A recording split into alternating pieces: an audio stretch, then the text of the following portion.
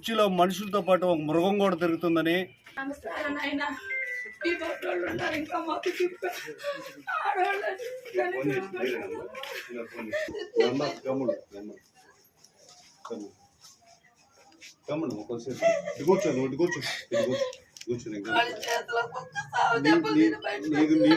నీకు న్యాయం జరిగేదాకా మేము ఉంటాం.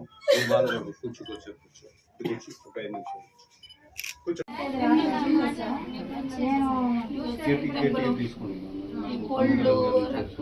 అది ఎవరైనా కూడా అనుమతి లేకుండా ఉంటాయి. ఇదే ఉండకూడదు. భయపడాలా. వాళ్ళని చూసి ఆమె భయపడేది ఇంత అరస్కంగా ఉంటే ఇప్పుడు మేడం ఏం చెప్పారంటే వన్ స్టాప్ సర్వీస్ సెంటర్ లో ఉంది షెల్టర్ మనకు తను ఉంటే అంతా అక్కడ ఉంచుతారు.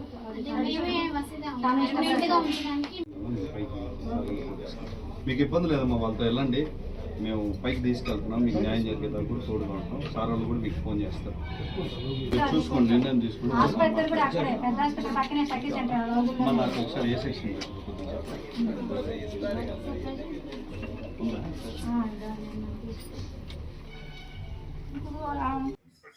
సార్ భుజమ్మ గారు ఇక్కడ ఉన్నారు.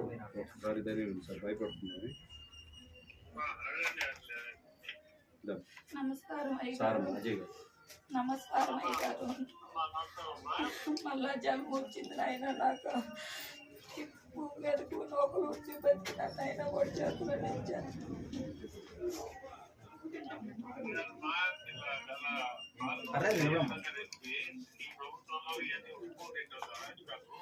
ఆయన అందరినీ అదే కాపాడు. ఇచ్చాను సార్. ఈ రోజు వచ్చి నువ్వు సంతకం పెడుతురా వాడిని మేము అరెస్ట్ చేస్తాం అంటున్నారు సార్. తీసుకొచ్చి వాడిని కూర్చోబెట్టి అప్పుడు అరెస్ట్ చేయమని నేను అడుగుతున్నాను అయ్య గారు.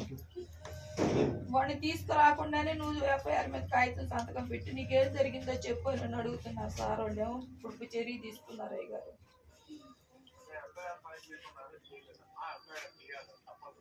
సరే సార్, మనోళ్ళు ఉంటే పోయి చేస్తారు. ఎఫ్ఐఆర్ కట్టారు సార్. ఏదో సింపుల్ సెక్షన్ పెట్టున్నారు సార్. సింపుల్ సార్, నేను కిషోర్ సార్.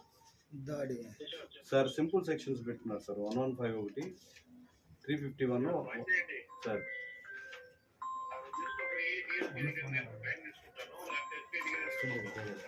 అదే ఉమెన్ వెల్ఫేర్ కూడా వచ్చారు సార్.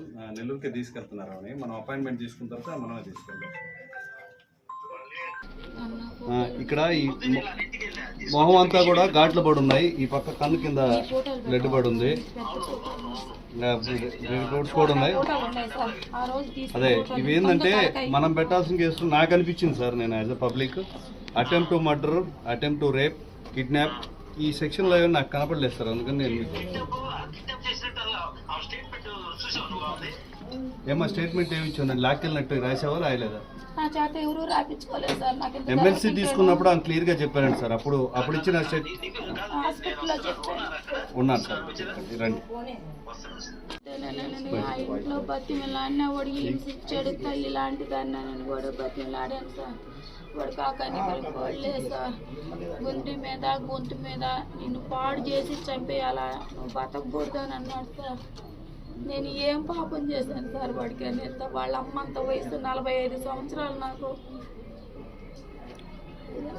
నాకు నా మాట కూడా రాలేదు సార్. వారం రోజులు శనివారం రోజు మధ్యాహ్నం నడిజావన ఇంత నరహంతకుడు ఉన్నాడు అనుకోలేదు సార్. నేను ఊళ్ళో అట్లా అనుకోకుంటే నేను రోడ్ల మీదకి ఎందుకు అమ్ముకొని కాయగూర అమ్ముకొని బతుకుతాను నాయన. అట్లాంటి నరహంతకుడు అనుకోలేదు నాయన. నేను ఆ తల్లిదండ్రులకి చెప్పుకొని భయపెడదారులేనని చెప్పి చిన్న బిడ్డల్ని పెద్ద బిడ్డల్ని ఈ ఊర్లోకి వచ్చి 30 ఏళ్ళు పైన అయిపోతుంది.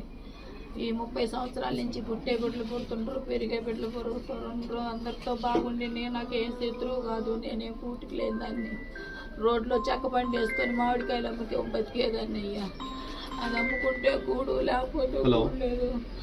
నానే వాళ్ళు లేరు, ఒంటరి బతుకు దాన్ని. ఎవరన్నా మా రాజుల రూపాయి ఎవరన్నా పుచ్చమ్మానని ఇస్తే 4 పీపు గింజలు అట్లా బంధువులు ఆడాడు తెచ్చుకోవచ్చు. నమస్కారం. బుచ్చిలో మనుషులతో పాటు ఒక మృగం కూడా తిరుగుతుందని జనసేన పార్టీ అధ్యక్షులకి సంబంధించిన డెస్క్ నుంచి మాకు రిపోర్ట్ వచ్చి ఇక్కడికి వచ్చి పరిశీలించమన్నారు. ఒక తల్లి వయసున్న ఒక నడి వయస్కురాలు బ్రిటిష్ చట్టం ఉండింది, ఆడవాళ్ళని చీరలాగి ఈదులో తరిమేది. అదే విధంగా నా మీద ప్రవర్తిస్తున్నారు, పశువుల్లాగా నన్ను కాపాడన్నట్టు ఆ వీడియోని ఇక్కడికి జనసేన పార్టీ తరఫున మా వేములపాటి అజయ్ గారి సూచనలతో రావడం జరిగింది. ఎంత అరాచకంగా ఉందంటే మనుషుల్ని నిర్బంధించి వివస్త్రం చేసి కాలుతో చేత్తో తన్ని చెవు కూడా వినపడట్లేదంట. మెడికల్ సర్టిఫికేట్లో కూడా ఉంది. వాళ్ళంతా గాయాలతో ఆ మహిళ ఉండి పోలీస్ స్టేషన్కు ఎమ్మెల్సీ కట్టించుకొని కూడా ఉంటే దానికి నార్మల్ శిక్షలు వేశారు. 115, 118, 351 అని. వీటిలో లాస్ట్దే 351/2 BNS ఈ చట్టం కింద అరెస్ట్ చేయాల్సిన వర్షం ఉంది.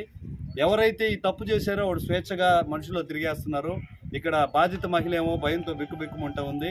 సిఐ గారికి చెప్తే ఇప్పుడే మేము వస్తున్నామని చెప్పారు.